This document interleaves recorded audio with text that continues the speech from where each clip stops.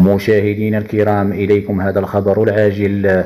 هزة أرضية بقوة 4 درجات بإقليم مدينة الحسيمة. لكن قبل الخوض في التفاصيل نتمنى أن تدعمونا باشتراك في القناة وعمل لايك للفيديو، جزاكم الله ألف خير. نقلا عن جريدة إسبريسا الإلكترونية، أعلن المعهد الوطني للجيوفيزياء عن تسجيل هزة أرضية صباح يوم الأحد بإقليم مدينة الحسيمة، حيث بلغت قوة هذه الهزة 4 درجات على سلم ريشتر. وأوضح المعهد في نشرة إنذارية أن هذه الهزة الأرضية التي حدد مركزها في جماعة كور التابعة لإقليم مدينة الحسيمة وقعت على الساعة 7:59 و31 صباحا.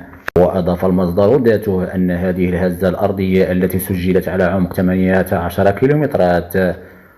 اللهم احفظ بلادنا المغرب من كل مكروه. شكرا للمتابعة، والسلام عليكم ورحمة الله.